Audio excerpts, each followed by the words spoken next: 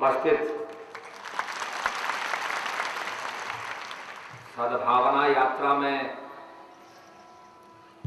सम्मिलित सभी हमारे साथ चलने वाले पदयात्रियों,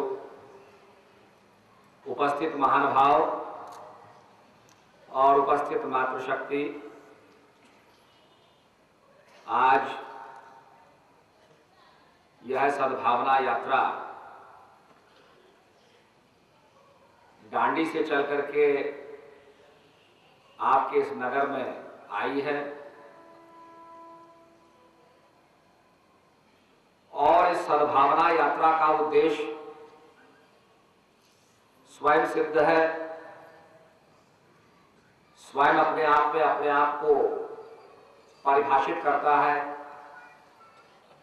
कि यह यात्रा सद्भाव के उद्देश्य से की जा रही है। यह तो सर्वविदित है का नहीं, ये बात तो सही है, क्योंकि मुझे याद है कि जब हम अंडमान गए, काला पानी जिसे कहा जाता है, तो वहां पर एक टापू है, जिस टापू में जहां पर फांसी दी जाती थी तो पहले आदमी को फांसी दी गई। कौन था वो?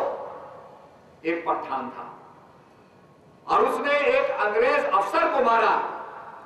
उसका पूरा वृत्तांत अगर आप उसका अध्ययन करें तो वो बड़ा उसका वृत्तांत है कि उसे पता चला कि अंग्रेज लोग जो है हमारे देशवासियों पर अत्याचार कर रहे हैं। उसका बदला लेने के लिए उसने अंग्रेज को मारा, तो उसको पहली फांसी वहां पर लगी।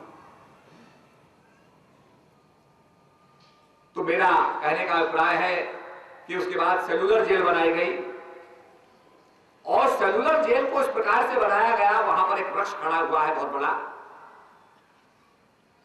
वीर सावरकर की जेल वहां दिखाई जाती है। उनका भाई भी उसी जेल में था, पर 2 वर्ष तक अंग्रेजों ने इस प्रकार से उनको रखा कि सावरकर ये नहीं जान पाए कि उनके बड़े भाई भी जेल के अंदर हैं। अनेक प्रकार की यात्रा दी जाती थी। तो वो लोग जो जेल में रखे जाते थे, जब खाना बंद कर देते थे तो फोर्स फीडिंग की जाती थी, जबरदस्ती उनको भोजन दिया जाता था, दूध पिलाया जाता था और दूध कभी कभी जबरदस्ती उनके श्वास की नली में चले जाता था, जिससे मौत हो जाती थी। तो उन्होंने कितनी यात्राएं सही,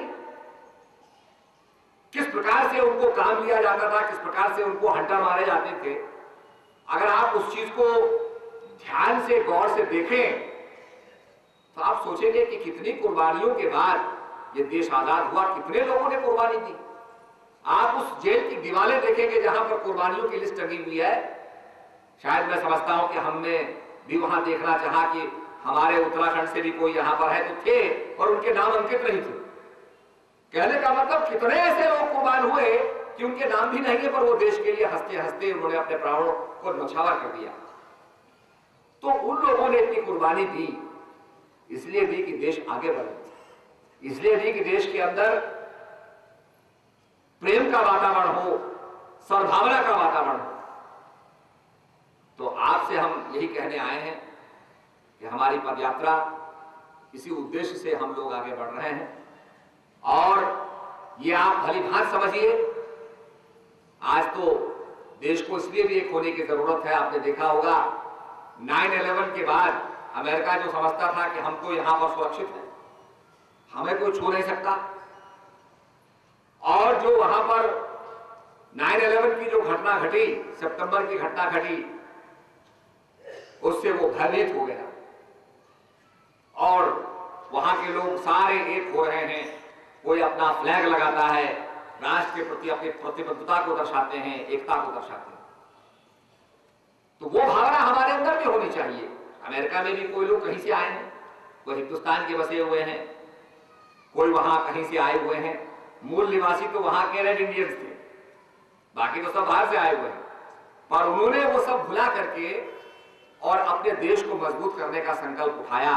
और इस घटना के बाद वो इतने सजग हो गए हैं कि वो जिसको हम कहते हैं सद्भावना, एकता, उसका परिचय दे रहे हैं। तो वही भावना से हमें भी काम करना है। और आपकी ये यात्रा आज उन उस रास्ते पर हमें चला रही है जिस रास्ते पर महात्मा गांधी चले और चलते हुए यहां से गए थे, उसी रास्ते पर हम चल रहे हैं। और मैं समझता हूं जो दृश्य उन्होंने देखा होगा वो भी हम देख रहे हैं। मुझे इस बात का गौरव है